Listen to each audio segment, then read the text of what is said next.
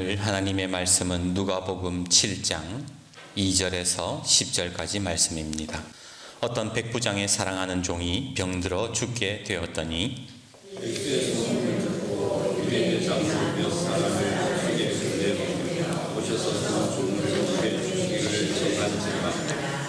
이에 그들이 예수께 나와 간절히 구하여 이르되 이 일을 하시는 것이 이 사람에게는 합당하니이다.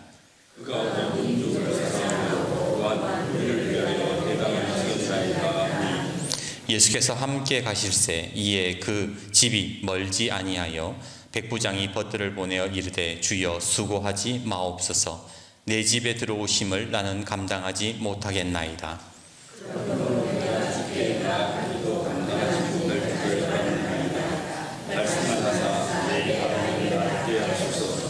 나도 남의 수하에 든 사람이요 내 아래에도 병사가 있으니 이더러 가라 하면 가고 저더러 오라 하면 오고 내 종더러 이것을 하라 하면 하나이다. 예수께서 들으시고 그를 놀랍게 여겨 우리사 따르는 이에게 이르시되 내가 너에게 이르노니 이스라엘 중에서도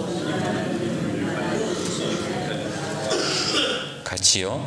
보내었던 사람들이 집으로 돌아가 보매 종이 이미 나아 있었더라. 우리나라 대통령 중에 제일 인기 많은 대통령이 누구일까요? 2000년 초반부터 시작한 여론조사에서 늘 1위를 차지했던 분이 박정희 대통령입니다. 2위는 누구일까요? 노무현 대통령이래요.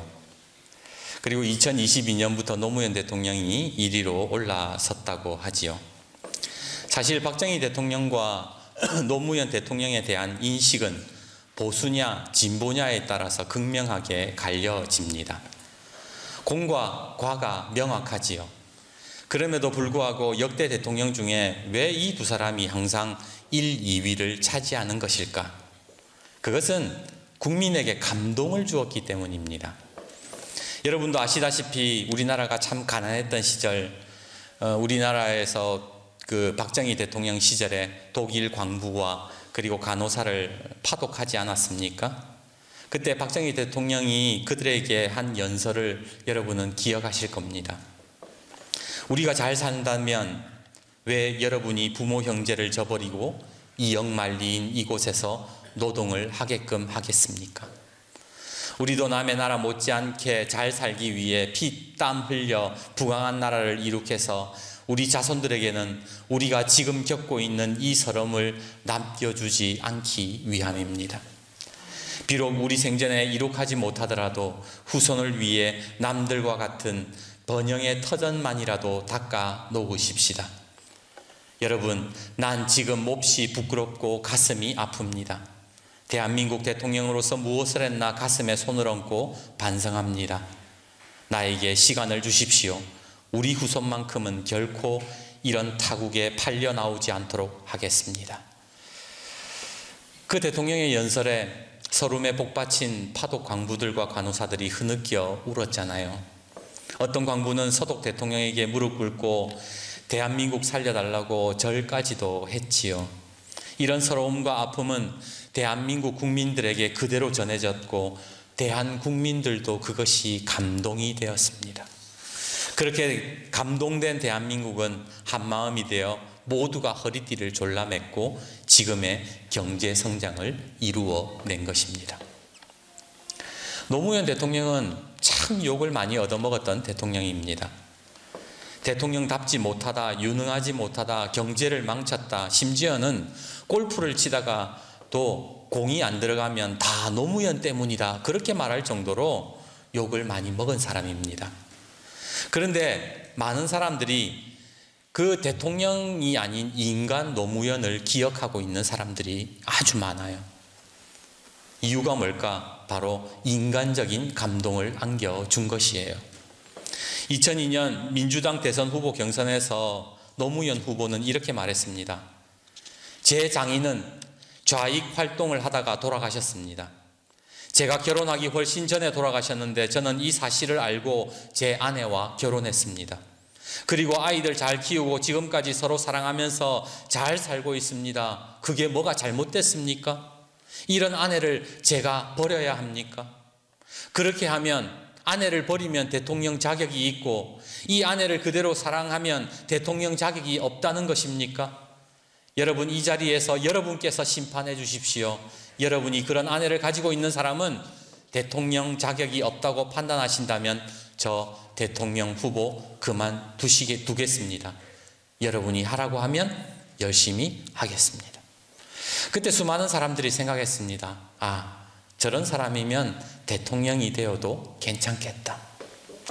제가 두 명의 대통령을 언급하는 것은 누가 더 뛰어나다, 누가 더 대단한 위대한 사람이다, 그것을 논하자는 것이 아니라 왜 이 두 사람이 국민들의 마음과 기억 속에 남아있냐라는 거예요. 그것은 바로 감동을 주었기 때문에 그런 거랍니다. 사람들은 누군가를 볼 때에 조건을 봅니다. 그 사람의 학력을 보고 능력을 평가합니다. 다른 한편으로는 외모를 보고 판단하고 인격을 우선순위로 꼽기도 합니다. 그러나 외모가 출중하고 인격이 고상해도 사람을 감동시키지는 못하더라고요. 학력은 더더욱 사람을 감동시킬 수 없습니다. 결국 사람을 움직이게 하는 것은 감동, 그거밖에 없더라고요. 이런 것을 보면서 우리 그리스도인들도 그래야 하지 않을까라는 생각을 해봅니다. 주변 사람들에게 아무리 성경 지식을 많이 알려준다 해도 사람들은 감동하지 않습니다. 감동을 주지 못하면 교회는 부흥을 할 수가 없어요. 내 가족에게 감동을 주지 못하면 믿지 않는 가족에게 전도가 되지 않는 거예요. 그렇다면 우리는 예수를 믿으면서 어떻게 감동을 주면서 살아야 할까요? 그것이 오늘 본문의 말씀입니다. 우리 9절 같이 한번 읽어보겠습니다. 9절 같이 읽습니다. 시작. 예수께서 들으시고 그를 놀랍게 여겨 돌이키사 따르는 무리에게 이르시되 내가 너희에게 이르노니 이스라엘 중에서도 이만한 믿음은 만나보지 못하였노라 하시더라.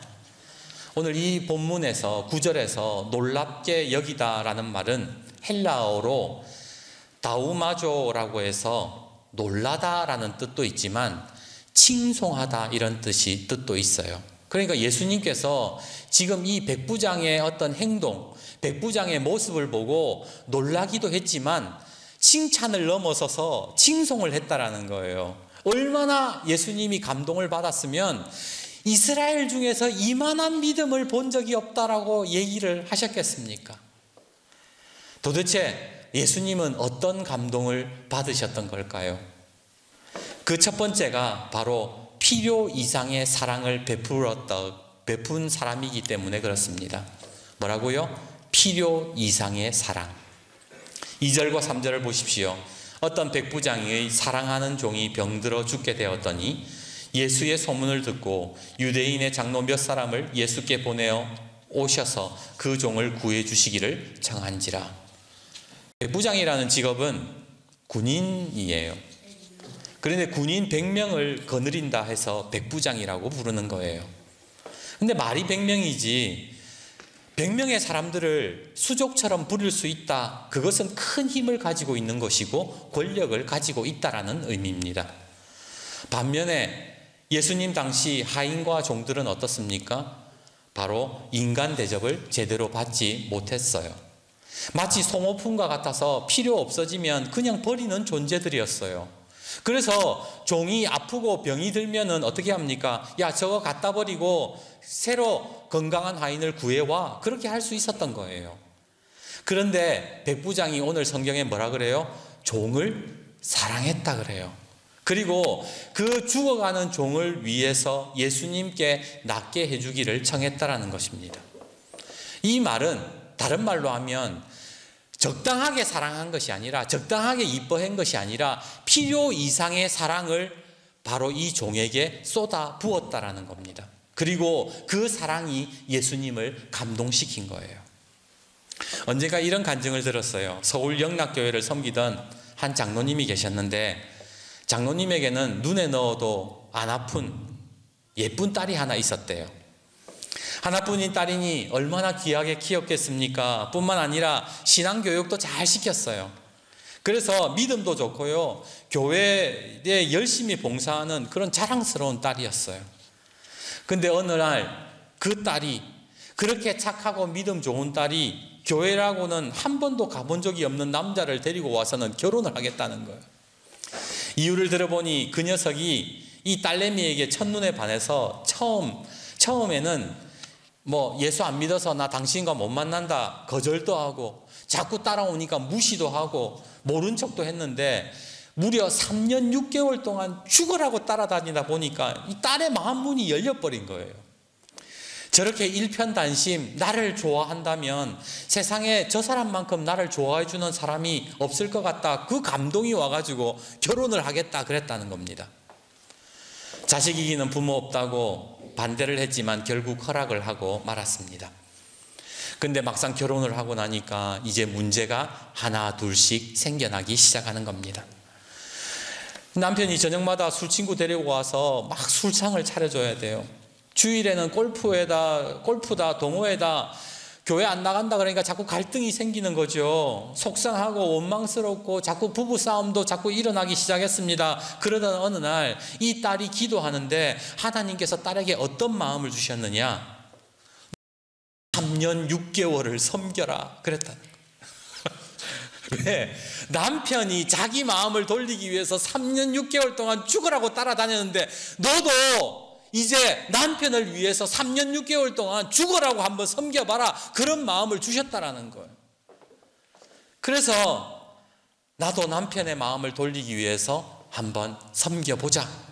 그래서 정말로 최선을 다했대요.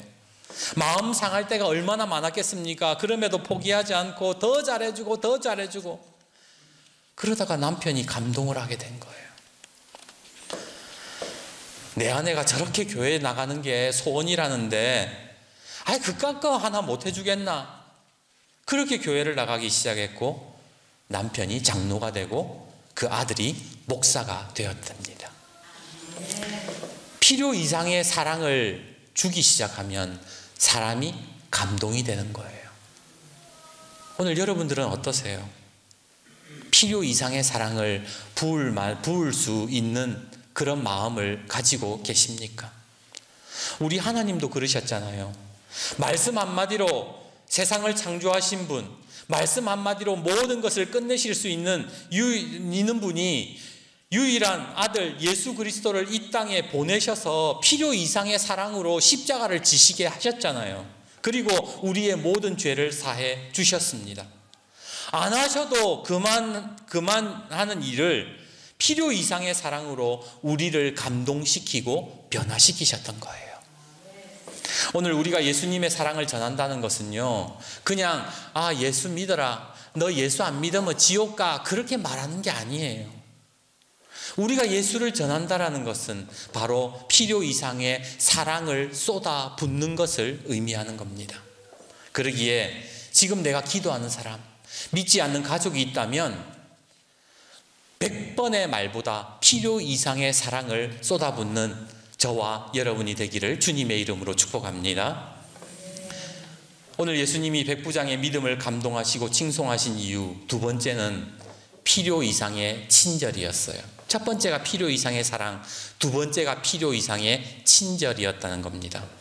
4절에서 5절을 보십시오. 이에 그들이 예수께 나와 간절히 구하여 이르되, 간절히 구했다 그러잖아요. 이 일을 하시는 것이 이 사람에게는 합당하니이다. 그가 우리 민족을 사랑하고 또한 우리를 위하여 회당을 지었나이다. 지금 백부장을 대신해서 온 사람들이 누굽니까? 바로 유대인의 장로 몇 사람이었어요. 사실 유대인들은 로마 사람을 좋아하지 않습니다. 나라 망하게 한 인간들인데, 나라 쳐들어오고 나라 빼앗은 놈들인데 뭐가 좋다고 백부장의 부탁을 들어주겠습니까? 그런데 이 사람들이 직접 백부장을 대신해서 예수님께 찾아와서 간곡하게 부탁하는 이유가 뭔가? 바로 5절에 이 백부장이 유대인들을 사랑하고 회당까지 지어줬다라는 거예요. 필요 이상의 친절을 베풀었다라는 겁니다. 유대인을 사랑할 필요도 없고 회당은 더욱이 지어줄 이유가 없어요. 그럼에도 불구하고 필요 이상의 친절을 베푸니까 이 사람들이 마음에 감동이 돼가지고 백부장의 종이 아프다 그러니까 뭐라 그래요? 예수님께 와서 예수님 제발 좀 도와주세요 라고 부탁을 했던 거예요. 얼마 전 이연분 권사님하고 우리 요동건 집사님하고 경종이 집을 방문했습니다. 경종이는 우리 교회 꿈샘학교 아동부에 다녔던 아이로 부모님이 계시지 않습니다. 할머니랑 살고 있어요. 그런 사정을 잘 아는 유동건 집사님이 장학금을 제안해서 전달을 하러 간 것입니다. 가는 길에 집사님이 전화를 했어요. 근데 수화기 너머로 경종이 할머니의 목소리가 들려옵니다. 오지 마세요. 경종이 교회 안 갑니다. 사실 조금 당황스러웠어요. 집사님이 스피커폰으로 하는 바람에 너무 잘 들려가지고 조금 당황했어. 그런데 그날 저녁에 경종이 할머니가 전화가 오셨어요. 목사님, 그렇게 안 하셔도 되는데 고맙습니다. 할머니 목소리가 오전에 예배 마치고 갈 때의 목소리와 저녁에 오시는 목소리, 전화로 오시는 목소리 톤이 많이 누그러지셨더라고요. 그때 느꼈어요. 교회는 필요 이상의 친절이 필요하구나. 교회는 필요 이상의 친절이 필요하구나. 교회를 알아주지 않는다고, 목사가 대접받지 못한다고 외면하면 어떻게 교회가 감동을 줄 수 있겠습니까? 예수님이 이 땅에 오셨을 때에 예수님도 대접받지 못했어요. 예수님도 주목받지 못했어요. 그럼에도 불구하고 예수님은 가난하고 연약하고 죄인들의 친구가 되어주셨고 그들을 위로해 주셨습니다. 예수님은 하나님의 아들인데 그 사람들이랑 어울릴 이유가 뭐가 있어요? 그럼에도 필요 이상의 친절을 예수님은 그들에게 베풀어 주셨던 겁니다. 어떤 책에서 이런 글귀를 본 적이 있어요. 때로는 너의 인생에서 엉뚱한 친절과 정신 나간 선행을 실천하라. 참 멋있지 않습니까? 살아가면서 엉뚱한 친절 그리고 정신 나간 선행을 사람은 해야 된다는 거예요. 왜? 친절은 돌아오기 때문에. 선행은 하나님이 갚아주시기 때문에. 그래서 우리는요, 살아가면서 정말로 엉뚱한 친절과 정신 나가는 선행을 할 수 있어야 되는 겁니다. 오늘 그런 엉뚱한 친절과 정신 나간 선행을 믿지 않는 사람들에게 베풀기 시작하면 어떻게 되겠습니까? 오늘 우리 교회도 그런 교회가 되기를 주님의 이름으로 축복합니다. 마지막 세 번째는 백부장의 예수님이 감동하신 것은 백부장의 필요 이상의 믿음을 보여주었기 때문입니다. 우리 6절과 7절을 보십시다. 예수께서 함께 가실새 이에 그 집이 멀지 아니하여 백부장이 벗들을 보내어 이르되 주여 수고하지 마옵소서. 내 집에 들어오심을 나는 감당하지 못하겠나이다. 그러므로 내가 주께 나아가기도 감당하지 못할 줄을 알았나이다. 말씀만 하사 내 하인을 낫게 하소서. 어떤 분들은 백부장이 예수님한테 지가 직접 찾아오지 않고 예수님한테 사람을 보냈다는 것에 대해서 기분 나빠해요. 어디 싸가지 없이 지가 찾아와서 진짜 사랑하면 지가 찾아와서 얘기하든가 장로들을 보냈다가 예수님이 집에 온다 그러니까 자기 친구들 보내가지고 자기가 좀 직접 오면 안 되나? 그런데 여러분 마태복음을 보면 백부장이요 예수님께 직접 찾아왔다라고 이야기를 합니다. 그러니까 오늘 본문의 누가복음은 백부장이 사람을 보냈다라고 이야기하고 마태복음은 백부장이 직접 예수님께 찾아와서 내 사랑하는 종이 병들었으니 중풍병이 걸렸으니 낫게 해달라고 부탁을 하는 그런 장면이 나와요. 마태복음 8장 5절에서 6절입니다. 예수께서 가버나움에 들어가시니 한 백부장이 나와 간구하여 이르되 주여 내 하인이 중풍병으로 집에 누워 몹시 괴로워하나이다. 어떤 것이 맞는 걸까요? 백부장이 온 것일까요? 사람을 보낸 것일까요? 중요한 것은 백부장이 직접 나왔느냐 안 나왔느냐 그게 중요한 게 아니라는 거예요. 왜냐하면 백부장이 직접 나왔느냐 안 나왔느냐는 상관없이 중요한 것은 뭐라고요? 예수님이 감동했다라는 거예요. 예수님이 놀랍게 여겼다라는 거예요. 만약 나오기가 귀찮아가지고 사람들을 보냈다고 칩시다. 그러면 마음의 중심을 보시는 예수님께서 그것을 모르셨을까요? 예수님께서 아시는 거예요. 사람을 보냈든지 안 보냈든지 지금 이 백부장이라는 사람은 정말로 필요 이상의 사랑과 필요 이상의 친절과 필요 이상의 믿음을 가지고 있다는 것을 예수님께서 알고 계셨기 때문에 감동을 하신 거예요. 그래서 칭찬을 하신 거예요. 그러면서 백부장이 고백하는 게 뭐예요? 말씀만 하옵소서 내 하인이 낫게 싸움나이다. 세기의 설교자였던 찰스 스펄전은 이렇게 말했습니다. 인간이 하나님 앞에서 할 일은 계산적인 믿음이 아니라 절대적인 믿음을 가지는 것이다. 계산은 하나님께서 하신다. 우리는 계산하는 거 좋아합니다. 이건 이렇게 하고 저건 저렇게 하면 되니까 하나님 이 정도만 도와주시면 되겠습니다. 그런데 하나님께서 원하시는 믿음은 절대적인 믿음이라는 거예요. 필요 이상의 믿음이라는 거예요. 우리는 필요한 만큼만 구해요. 필요한 만큼만 또 하나님 앞에 기도하고 필요한 만큼만 하나님을 믿어요. 그런데 하나님께서 원하시는 것은 필요 이상의 절대적인 믿음이라는 거예요. 누가복음 8장 50절에 예수께서 들으시고 이르시되 두려워하지 말고 믿기만 하라. 그리하면 딸이 구원을 얻으리라. 믿기만 하라 그러시잖아요. 오늘 저와 여러분은 어떻습니까? 필요한 만큼만 믿으십니까? 아니면 필요 이상의 믿음을 가지고 계십니까? 예수 믿으면서도 여전히 불안하고 여전히 의심하고 두려워하고 근심하는 모습이 우리 속에 있지 않습니까? 그런데 오늘 백부장에게는 어디에도 계산하는 믿음, 필요한 만큼만 믿는 믿음이 보이지를 않는다라는 거예요. 예수님께서 말씀하시면 종이 낫는다니까요. 그것을 그냥 받아들인 거예요.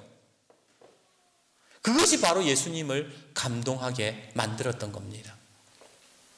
예수님도 감동시킬 믿음이라면 믿지 않는 사람들도 감동하지 않을까요? 이제 제가 말씀을 정리해 봅시다. 예수님이 백부장에게 감동하신 믿음, 감동하신 이 신앙의 모습이 뭡니까? 첫 번째, 필요 이상의 사랑. 두 번째, 필요 이상의 친절. 세 번째, 필요 이상의 믿음이었다는 거예요. 사도행전을 보면 초대교회가 부흥한 이유도 바로 이 세 가지였습니다. 필요 이상의 사랑과 필요 이상의 친절과 필요 이상의 믿음으로 세상을 감동시키고 세상을 변화시켰습니다. 그렇다면 답이 나왔네요. 오늘 우리 교회와 가정이 변화되기 위해서 뭐가 필요하겠습니까? 이제 말씀을 맺습니다. 빛과 먹선 이야기라는 책이 있는데 그 책에서 석용욱 씨의 간증 이야기가 나옵니다. 제가 읽어드릴게요. 며칠 전 모임 약속이 있어서 아침 일찍 나와 버스를 탔습니다. 간만에 아침 버스라 졸린 눈을 비비며 잠을 깨고 있는데 몇 정거장 지날 무렵 모르는 번호로 전화가 왔습니다. 전화를 거신 분은 같은 아파트 주민 아주머니셨는데 빨리 차를 빼라고 수화기에 대고 소리를 지르셨습니다. 전날 밤 주차장 자리가 없어서 어느 차 앞에 가로로 주차해 놓았는데 그만 실수로 사이드 브레이크를 걸어놓고 나온 것이었습니다. 전화를 받자마자 중간에 버스에 내려 택시로 갈아타고 아파트 지하 주차장으로 달려왔습니다. 최대한 빨리 온다고 왔는데 지하 주차장에서 저를 기다리시던 아주머니는 당신 때문에 약속에 늦었다. 왜 재수 없이 차를 내 앞에다 주차했느냐 화를 내셨고 저는 연거푸 죄송하다 사죄하며 차를 빼드렸습니다. 내가 잘못한 것은 많지만 그 정도까지 화를 내었어야 했을까? 왜 대한민국 아줌마들은 이렇게 성질이 더러울까? 그래도 나는 할 만큼 했다. 택시 타고 왔고 욕도 먹었고 실수로 치러야 할 대가는 다 치른 거다. 분명히 내가 잘못한 것은 맞지만 지나치게 화를 내는 아주머니의 태도에 불쾌함을 느끼며 씁쓸한 오전을 보냈습니다. 늦은 오후 그 불쾌감이 다 사라질 때쯤 하나님께서는 제가 다하지 않은 부분을 뒤늦게 깨닫게 해주셨는데, 그것은 이 일을 마무리하면서 단순히 실수에 대한 대가를 지불하고 끝내는 것이 아니라 나 때문에 생긴 아주머니의 마음의 화까지도 풀어드려야 한다라는 것이었습니다. 나는 다 했다 생각했는데 하나님은 그 아주머니의 화까지도 풀어줘야 된다라고 했던 거예요. 한참을 고민하다가 내키지 않는 마음으로 수신된 번호를 찾아 문자를 보냈습니다. 아주머니, 죄송합니다. 다음부터는 이런 실수를 반복하지 않겠습니다. 얼마 지나지 않아 단문이 왔는데 자기가 너무 지나치게 화를 내었던 것, 함부로 말했던 것을 본인도 인정하시며 저에게 사과를 하시는 내용의 단문이었습니다. 정말 화를 내었던 그분이 맞는가 싶을 만큼 전혀 다른 모습이었지요. 단문을 읽다 보니 그분의 화를 풀어드리려 했던 원래 의도와는 다르게 저희의 심령이 회복되는 것을 느꼈습니다. 그렇게 우리는 서로의 마음을 회복해 주었고 좋은 하루를 보내라는 응원까지 주고받으며 기쁘게 대화를 마무리했습니다. 오리를 가자고 하면 심리를 가지고 한쪽 뺨을 맞으면 다른 쪽 뺨까지 돌려대라는 예수님의 말씀. 예수님은 언제나 저에게 120%를 요구하십니다. 남들만큼 지키고 남들만큼만 실천하면 그것이 무슨 그리스도인이냐며, 남들이 100% 한다고 너도 100% 한다면 무슨 그리스도인이냐 도전을 주십니다. 왜 나는 남들처럼 살면 안 되느냐 물으면 그리스도인들이면 그리스도인답게 명확히 예수님의 법칙에 따르라고 요구하십니다. 그리스도인임에도 보통 사람처럼 살면 세상은 너를 통해 감동하지 않을 것이라고 말씀하십니다. 100%만 해도 되지만 120%를 하는 사람, 오리를 가자고 하는데 심리를 가주는 사람, 한쪽 뺨을 때리면 다른 쪽 뺨까지 내어주는 사람, 할 수 있는 수준만큼이 아니라 그 이상을 하는 사람, 그런 사람을 통해 세상은 감동할 것이고 결국 예수님에게 감동할 것입니다. 세상은 갖가지 말로 비꼬며 교회를 조롱합니다. 교회의 이미지가 실추된 이 시기에 120%를 다하지 않으면 사람들은 우리를 통해 더 이상 그리스도의 감동을 느끼지 못할 것입니다. 결코 쉬운 일은 아닙니다만 저와 여러분이 120%를 해낼 수 있다면 참 좋겠습니다.